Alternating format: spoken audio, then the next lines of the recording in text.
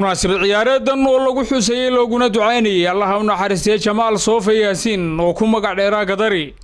isla markaana kamid ahaa ciyaartooydii waaweyneed ee gobolka Togdheer sidoo kalena kamid ahaa ciyaartooyda Soomaalida ay sida weyn looga yaqaanay wadamada Khaliijka gaar ahaan dalka Qatar ayaa ka qabsoontay garoonka hawlaha guud ee magaalada Burco munaasabadan oo ay soo qaban qaabiyeen maamulka ciyaaraha iyo xubno kamid ah xildhibaanada golaha deegaanka Burco iyo waliba tababare Maxamed Xasan Caydiid oo ahaa macalinka ay hawshan u soo wakiisheen qurbajoog reer Togdheer ee dalka Ingiriisku ayaa qalab ciyaareed ku wareejiyay qaar kamid ah kooxaha sportsiga gobolka Togdheer waxaana kamid ah hadaladoodii magacaygu waa tababare Maxamed Xasan Caydiid ka yimid dalka Ingiriiska munaasabad qiimo iyo qaayo weyn leh aan halkan ugu tala galay koobkan labadan kooxood ee maanta ciyaarayaan ka keenay London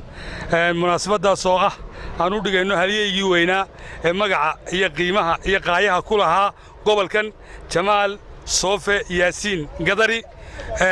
waxaan Ilaahay uga baryaynaa inuu Ilaahay qabriga u nuuriyo isaga iyo intii gobolka u ciyaari jirtay inaga hooseysaba marka munaasabadan waxaan ugu tala galay maanta laba kooxood inaan doonaynaa hadiya jeeraale horumarka gobolka oo billahi tawfiiq maanta halkan waxay nagu dhacaysaa munaasabad aad iyo aad u qaaliya oo ku xusayno halyeeyadii gobolka Togdheer kuwa ugu qiimaha iyo qaaya Ilaahay naxariistiisa ka waraabsho munaasabadan maanta waxa lagu xusayaa halyeeyigii marxuum Jamaal Soofe Yaasiin Jamaal Gadari oo gobolkan iyo qaaradda Asia ku lahaa magac weyn munaasabad lagu qabtay xarunta maamulka gobolka Togdheer lagu gudoonsiiyay biladihii abaalmarinadii loogu tala galay ciyaartooyda ku ciyaarayay magacyada labada kooxood ee ciidanka asluubta iyo dawladda hoose iyadoo ay kooxda ku ciyaarayay magaca dawladda hoose gool kulaad kaga guuleysatay kooxdii kale ee dhigeed ahayd kadib markii ciyaartaasi ku soo dhamaatay barbadhac 2-2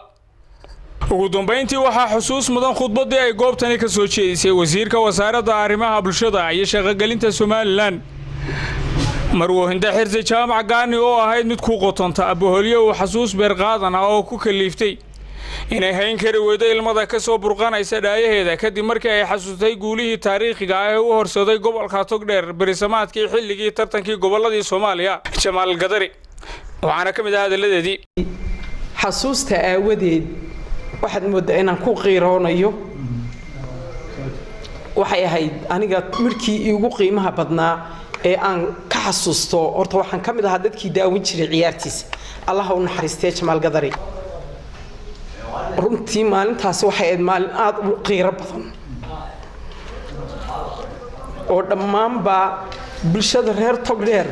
dareenkooda bedeshay waxaan u mahadcelinayaa Allah subhanahu wa ta'ala in si lama filaana uu Jamaal Gadari ku soo galay garoonka isagoo runtii muujiyay waxa shucuurtii dadka aad u bedelay waxaan leeyahay Ilaahay firdoosaha ka waraabiyo isaga iyo inta kale ee la midkaaba in aad idinkuna maanta waxa iga qiiraysiinaya maqaanka aad idinku maanta ku sugantihiin iyo maalintaas taariikhdu siday ahayd baa waxa kala duwan runtii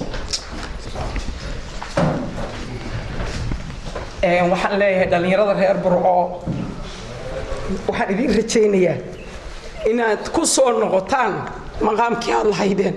Cabdi Samed Axmed Yuusuf telefishinka caalamiga Universal magaalada Burco